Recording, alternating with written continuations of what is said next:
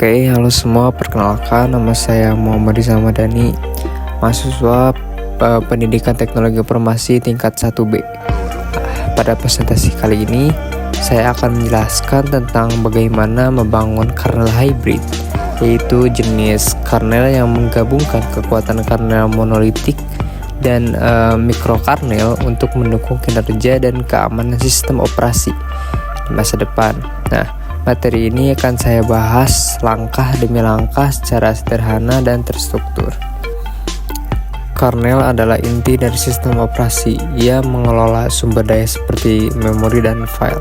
Dalam model kernel hybrid, tugas-tugas penting dijalankan di kernel space yang punya akses langsung ke perangkat keras. Sedangkan tugas lain seperti mengolah file dilakukan oleh user space seperti program biasa. Nah, sistem seperti Windows dan juga macOS sudah memakai arsitektur seperti ini karena lebih cepat dan aman dibandingkan pendekatan yang lama.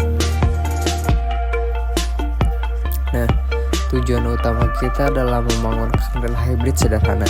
Di sini, kernel space bertugas untuk mengalokasikan blok memori 4KB dan user space mengimpor file seperti test.txt.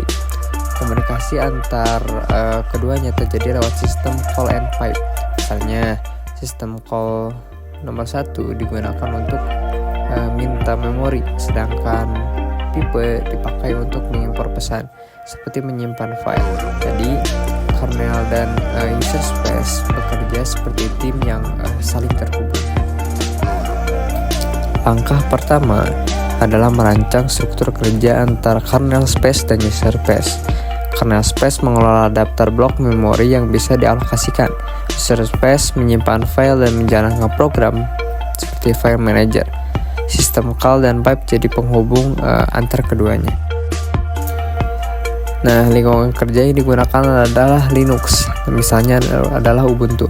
Kita juga harus menginstal terlebih dahulu GCC untuk kompilasi kode, Make untuk pengaturan build, dan QEMU untuk emulasi. Proyek dimulai dengan membuat direktori kerja dan menggunakan kernel sederhana sebagai basis.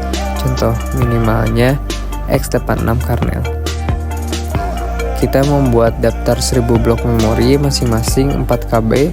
Blok ditandai dengan 1 untuk kosong, 0 untuk terpakai. Fungsi utama menginisialisasi blok saat kernel mulai, mengalokasikan jika diminta user space, dan mengembalikannya jika sudah tidak terpakai. Komunikasi alokasi ini dilakukan lewat sistem call nomor 1.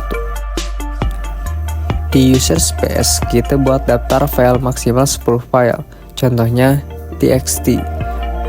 Program akan menyimpan file dan bisa membaca isinya.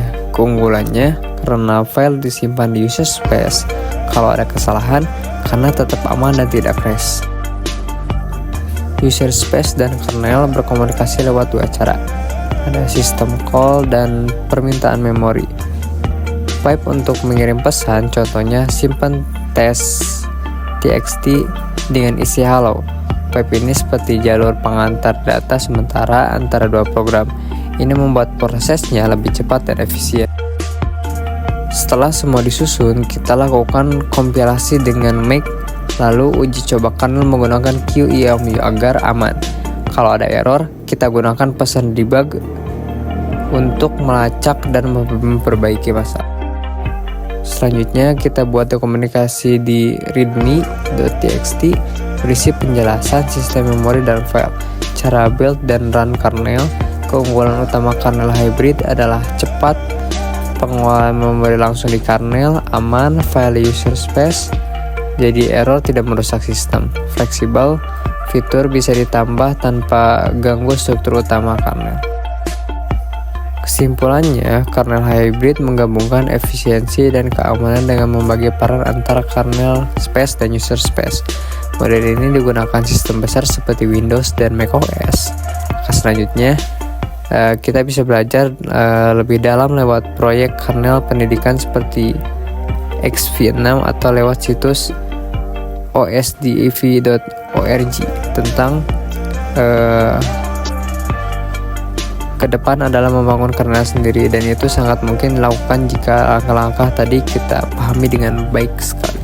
Cukup sekian penjelasan dari saya. Terima kasih. Wassalamualaikum warahmatullahi wabarakatuh.